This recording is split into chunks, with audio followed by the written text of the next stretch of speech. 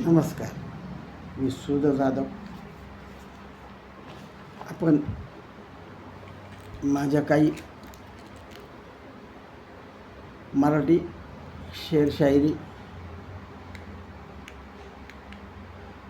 शेरशायरी जी लिहिलेली आहे, काही वर्तमानपत्रातनं प्रकाशित पण झालेली आहे. त्यातला काही भाग आपण बघूया. माझ्या शेरशायरीचे नाव आहे या मैफिलीत माझ्या. त्यातली पहिली शायरी आपण बघूया. बघ निघालीस अंत्ययात्रा माझी, आता भर दुपारही अश्रू ढाळत आहे. आणि त्या समयास ती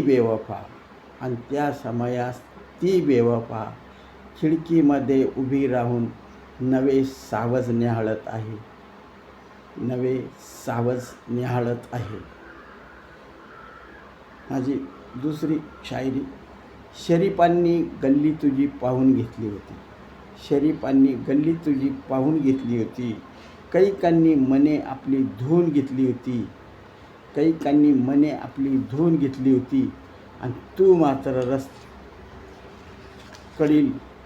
आणि तू मात्र रस्त्याकडील खिडकी लावून घेतली होती.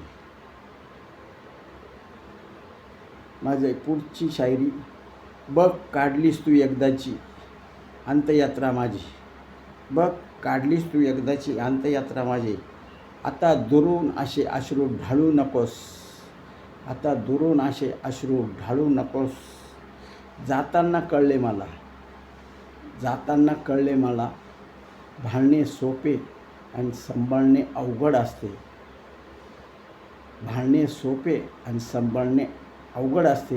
तू मात्र पुन्हा आयुष्याशी कुणाच्या खेळू नकोस. माझी पुढची शायरी आहे. श्रावण सरी बरसताना अंगणातल्या जाईजुई आणि सायलीकडे तू अशीच पाहत राहा गे.